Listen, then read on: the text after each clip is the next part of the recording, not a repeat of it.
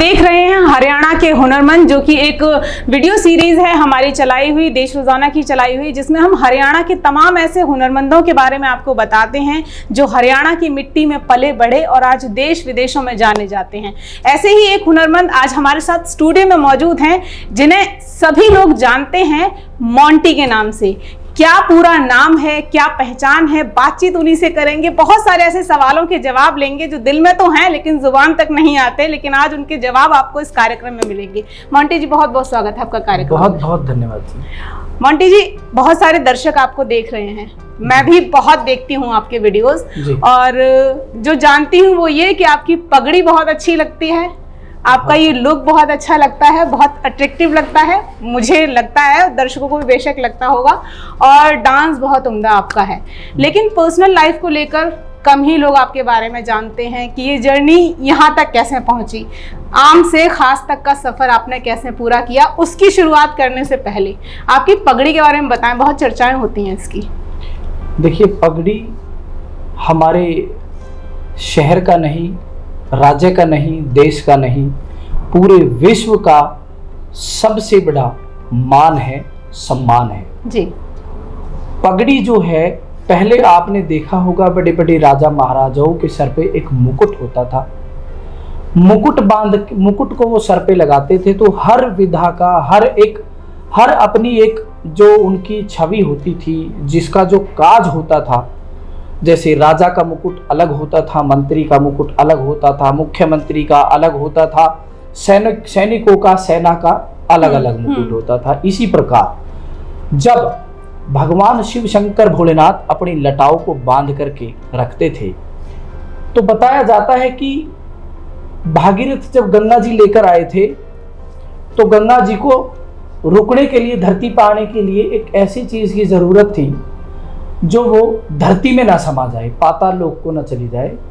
तो उस वक्त शिव शंकर भोलेनाथ से अरदास करी गई कि आप जो है अपनी लटाओं में गंगा माँ को समाए, जटाओं में जी। जब उन्होंने अपनी जटाओं में गंगा जी को लिया तो उसके बावजूद भी इतनी प्रेशर था कि उसको अपने कमंडल में भी लेना पड़ा।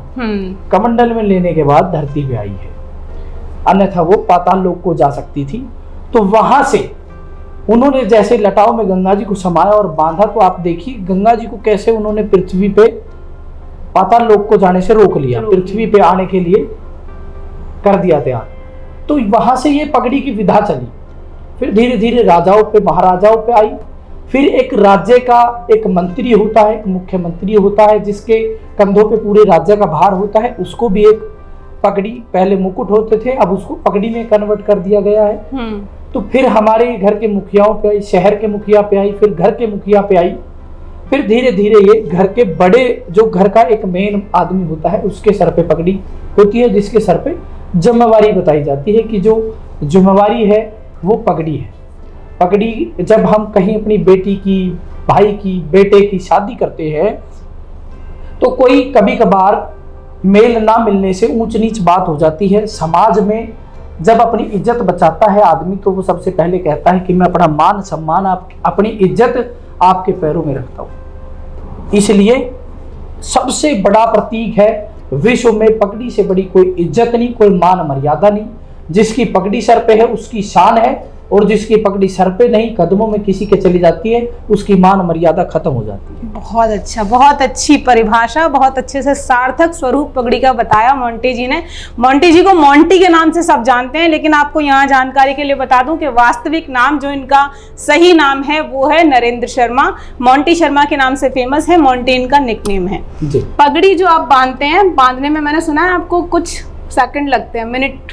देखिए, शुरू में तो बड़ी परेशानियों का सामना करना पड़ा, लेकिन जैसे जैसे लगातार ये कार्य मैं करता रहा, लोगों को सिखाता रहा, उनके सर पे बांधता रहा, उनको बताता रहा, उनको सिखाते सिखाते मेरी परफेक्शन इतनी हो गई कि आज मैं 7 से 9 सेकंड के अंदर। सीएम साहब को बांधी है पगड़ी? मैंने पीएम सर को भी पगड़ी बांधी है, सीएम पे तो आप बात छोड़िए, पीएम साहब को भी बांधी, नरेंद्र मोदी जी को बांधी है, आपके राष्ट्रपति रामनाथ कोविंद जी को भी मैंने संभव प्रयास किया था बांधने का सूरजकुंड में, लेकिन कुछ प्रोटोकॉल होते हैं उसके कारण वो मौका नहीं मिल पाया। आपके आदित्यनाथ योगी जी को भी बांधी है, सीएम साहब श्री मनोहर लाल खट्टर जी को भी बांधी है, अपने जितने भी कैबिनेट मिनिस्टर हैं या केंद्रीय मंत्री हैं लोकल, जो हमसे मिले हैं या मैं जिनसे मिला हूँ, हमारे हरियाणा राज्य के महामहिम गवर्नर महोदय श्री भंडारू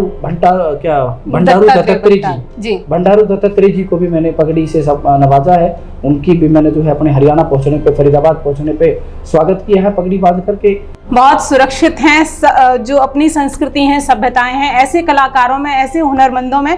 अभी जब हम स्टेज पर शो के लिए आ रहे थे स्टूडियो में, तो मोंटी जी ने कहा कि मैं कभी फ्लोर पर, स्टेज पर शूज पहन के नहीं चढ़ता, और उन्हीं से इंस्पायर होकर मैंने भी अपनी वैल्यू उतार दी कि आप नहीं पहनेंगे तो मैं भी नहीं पहनूंगी। तो ये एक अच्छी चीज है कि अपनी संस्कृति, सभ्यता जो है वो जीवंत है और जीवंत रहेगी ऐसे कलाकारों में। और आपके लिए बहुत जानना जरूरी है कि ऐसे कलाकार आम से खास कैसे हुए। मोंटी जी, कैसे आपने सोचा था कभी कि आप एक दिन इतनी फेमस पर्सनालिटी बन जाएंगे? जितने लोगों को आपने पगड़ियां पहना दी हैं आज तक, आपने कभी सोचा था लोग ये मतलब कि हम साक्षात देख भी पाएंगे? वो भी एक ख्वाब रहता है। आपने सबको पगड़ियां बांधी हैं। जी जी जी। तो कैसे ये सफर यहाँ तक पहुंचा आपका? शुरुआत ऐसी बहुत छोटी सी है। मैं नृत्य का बहुत शौकीन था बचपन से, और मेरे पिताजी को रागनी सुनने का बड़ा शौक था, मेरे दादाजी को भी रागनी होली सुनने का बड़ा शौक था। तो हमारे गांव में भी होली रागनी होती थी, तो कुछ टीम आया करती थी, मैं भी उनके साथ जो है किसी एक दो टीम में ज्वाइन हुआ। मेरे पिताजी ने मुझे जोड़ा और मैं उनके साथ जो है नृत्य करने लगा था। बचपन से शौक था, टीवी को देख के, रेडियो सुन के, पहले कैसेट आती थी, टेप रिकॉर्ड बोलते थे उसको, डेक टेप रिकॉर्डर्स, उसमें जो है कैसेट चलती थी जिसमें दोनों तरफ रील होते, उसमें रागनी मेरे पिताजी सुनते थे। 5000 से ज्यादा कैसेट थी मेरे पिताजी के पास। उनको जब वो चलती थी तो मैं नृत्य करता था। नृत्य करते करते मुझे शौक लग गया। धीरे धीरे मैं जैसे जैसे स्कूल में आया, पढ़ाई मेरी आगे बढ़ी, तो जब मैं 11वीं क्लास में मेवला महाराजपुर स्कूल में था, तो वहाँ मुझे एक टीचर मिले, गुरु मैं मानता हूँ उन्हें। उन्होंने विधा के बारे में बताया कि इसको थोड़ा सा इस तरीके से परफेक्शन करें, और इसको तू अगर ऐसे करेगा। उन्होंने मुझे कुछ चीजें सिखाई और मैं उसको करने लगा, तो मुझे पता चला इसको हरियाणवी लोक नृत्य का रूप कहते हैं। उससे पहले मुझे यही पता था वेस्टर्न है, फ्री स्टाइल है, ये है वो है, कोई एक तरीका नहीं पता था कि किस तरीके से कर सकते हैं। पहली बार डांस कब किया बचपन में आपने? मैं तो महज 2 साल की उम्र से डांस कर रहा हूँ। 2 साल की उम्र से डांस? 2 साल की उम्र से शौक है मुझे डांस करने का। स्कूलिंग कहाँ से हुई आपकी? मैंने सबसे पहले, मेरा गांव अनंतपुर है, अनंतपुर के ही गवर्नमेंट स्कूल से मैंने पढ़ाई करी 10वीं तक। उस समय 10वीं क्लास तक हुआ करता था स्कूल। उसके बाद मेरे पिताजी ने मेरा एडमिशन जो है मेवला महाराजपुर गांव में सीनियर सेकेंडरी स्कूल है, वहां पर जो है एडमिशन दिलवाया। वहां पे श्रीमती नीरज चौहान जी जो हमारी प्रधानाचार्य हुआ करती थी, उनके तत्वाधान में हमने वहां से 11वीं और 12वीं कक्षा पास करी। फिर उसके बाद मैंने Pandit Jawaharlal Nehru college sector 16A Faridabad में अपने एडमिशन लिया। यहाँ पे मेरे पिताजी ने एडमिशन दिलवाया। उसके बाद यहाँ से मेरी सारी पढ़ाई, ग्रेजुएशन पूरी हुई। उसके बाद यहीं से 2 साल का गैप मेरा रहा नृत्य के और पगड़ी बांधने की, जो चलती रही मेरी क्लास, चलती रही, आगे सीखता रहा और करता रहा और सीखता रहा। तो धीरे धीरे यहाँ से पास आउट होने के बाद फिर मैंने खुद एक कोरियोग्राफ करना शुरू कर दिया बच्चों को। कॉलेज में मैं 2015 में अपना खुद का ग्रुप डांस लेके गया, जो नेशनल, पहली बार में ही नेशनल जीत के आए। जी जी। उसके बाद फिर धीरे धीरे यहाँ से समा चलता गया, देश विदेश और अपने हिंदुस्तान के हर राज्य के, दीन दुनिया, हर शहर का मैंने जो है नक्शा नाप दिया हरियाणवी लोक नृत्य से, और मैं अपनी संस्कृति को भी बढ़ाने का कार्य करता रहा। अगर आप ऐसा महसूस कर रहे हैं कि मोंटी जी का डांस हमने आपको नहीं दिखाया है, तो ऑफ कैमरा हम इनसे बात करेंगे और कुछ 2-1 सॉन्ग आप लेंगे इनसे, एनओसी लेकर कुछ रॉयल्टी फ्री सॉन्ग्स आपको जरूर दिखाएंगे कि मोंटी जी की डांस की दुनिया क्यों दीवानी है। वो आप देखेंगे तो आपको भी मजा आ जाएगा। वैसे तो बहुत फेमस शख्सियत हैं, जानने की जरूरत नहीं, लेकिन पर्दे के पीछे बहुत सारी ऐसी चीजें होती हैं जो हमें नहीं पता होती हैं। जी जी। शुरू में जब आप स्कूल गए, स्कूल के बाद आपकी प्रतिभा को आपके अलावा पहली बार किसने पहचाना? देखिए, मेरे गुरुजी ने ही सबसे पहले उसको बताया। वो स्कूल में डांस सिखाने आया करते थे बच्चों को, और मैंने देखा कि मैं एथलेटिक्स का बड़ा शौकीन था और 800 मीटर का रनिंग गेम में खेलता था। स्टेट मेडलिस्ट रहा हूँ, गोल्ड मेडलिस्ट स्टेट में मेरा गोल्ड रहा है। नेशनल हम नहीं जा पाए। हमारा एक साथी, उस टाइम स्वाइन फ्लू की बीमारी फैली थी, तो बीमार ज़्यादा होने के कारण वो एक्सपायर हो गया। अच्छा। उसके बाद हम आगे अपनी इसको बढ़ा नहीं पाए। फिर वहाँ से स्कूल से भी पास आउट होके फिर मैं कॉलेज में आ गया, तो मेरा अंडर 17-19 जो स्कूल लेवल पे खेलते हैं वो हट के फिर कॉलेज लेवल पे आके वहाँ पे भी मैंने 2 साल फर्स्ट ईयर तक मैंने वहाँ भी रनिंग करी है। तो स्कूल टाइम में 11वीं क्लास में एक लोक नृत्य कार्यशाला चल रही थी मेरे स्कूल के अंदर, वहाँ मैंने ज्वाइन करा। तो मुझे शौक था, तो मैं वहाँ नाचने लगा। जब उन्होंने मेरा नृत्य देखा तो उन्हें बड़ा पसंद आया और उन्होंने मेरे को पहली बार में सिलेक्ट करके जो है अपने ग्रुप में लिया, ग्रुप में सिखाया। फिर गुरु ने मेरे को आगे कई बार कई जगह जो है परफॉर्म करवाया। मैंने थिएटर भी करा है, कॉलेज में आके मैंने 3 साल थिएटर भी करा है, कई सारे नाटक करे हैं, बड़े बड़े प्ले करे हैं। तो धीरे धीरे मैं चलता रहा, लेकिन मैंने नृत्य को नहीं छोड़ पाया।